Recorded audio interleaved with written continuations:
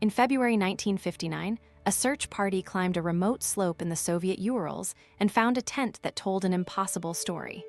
It was half buried in snow, abandoned, and it had been cut open from the inside. Leading away from it, into nearly 30 degrees of frost, were the footprints of 9 people who had walked out into the night, most of them without their boots. Not one of them was still alive. Hello and welcome to Vanished Hours. I'm Isla Hart. Tonight, one of the most stubborn mysteries of the 20th century, the Dyatlov Pass incident. 9 experienced hikers, a single terrible night, and a question that took more than 60 years to begin to answer. What made them run? They were mostly students from a polytechnic institute in the city now called Yekaterinburg, fit, serious, experienced winter trekkers. Their leader was a 23-year-old named Igor Dyatlov, and their goal was a difficult ski route through the mountains in the depth of winter. They set out as a group of 10. Early on, one member fell ill and turned back, a decision that saved his life.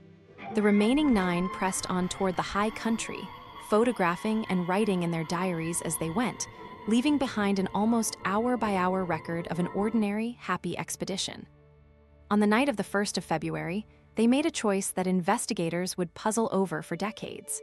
Instead of camping in the sheltered forest below, they pitched their tent high on an open slope, on a mountain whose local name is often translated as Dead Mountain. We have their photographs almost to the end, and then the record simply stops. Whatever happened on that slope happened in the hours after the last picture was taken, and there was no one left to describe it. When searchers finally reached the camp weeks later, they found the tent half-collapsed and empty. The crucial detail was the canvas itself. It had been slashed open, and the cuts had been made from the inside. Whatever drove them out, they had not stopped to open the door. They had cut their way through the wall and fled. Their boots, their coats, their gear, most of it was still inside. And yet the tracks showed 8 or 9 people walking, not running in panic, down the slope toward the trees, in socks and bare feet, into a night cold enough to kill an unprotected person in hours.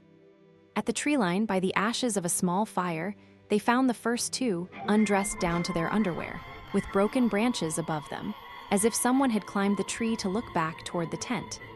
3 more lay scattered between the forest and the camp, facing uphill, as though they had died trying to climb back to the shelter they had fled. All 5 had frozen to death. But 4 of the group were still missing, and were not found until the snow began to melt in May, buried deep in a ravine. These last 4 were different. They had terrible internal injuries, crushed ribs, a fractured skull, the kind of force you would expect from a serious fall or a crash, and yet with almost no marks on the skin. Some had lost soft tissue, too, which the evidence suggests happened after death, in the running water and the months underground. It was, and still is, the hardest part of the case to explain. The Soviet inquiry closed within months, blaming an unstoppable natural force, and sealed the area off. That vagueness left a vacuum, and for decades people filled it. Some pointed to reports of strange lights in the sky and traces of radioactivity on the clothing, and imagined a secret weapons test. Others blamed the local people, an idea investigators had already examined and dismissed for lack of any evidence. But in recent years, a quieter answer has gained ground. A reinvestigation and a detailed scientific study proposed a delayed slab-avalanche, a slab of hard snow, loosened partly by the very act of cutting into the slope to pitch the tent, and pushed by fierce downhill winds. A slab like that, falling on people lying down, could crush a chest or a skull while barely marking the skin, and it would absolutely send the survivors cutting their way out and running for the trees. It is the most convincing explanation we have. It is not proof, and not everyone accepts it. The Yetis and the aliens of the popular legend belong to fiction. What remains is colder and sadder: 9 capable people, a sound decision that turned deadly, and a mountain that kept its silence. What keeps people coming back to this story is not really the mystery of the injuries. It is the gap at the center of it. The few minutes on that slope when 9 young people, together and afraid, made their last choices in the dark and left no one behind to tell us why. We can model the snow and the wind. We can reconstruct the slope. But the night itself belongs to them, and they have kept it. Thank you for spending this time with me.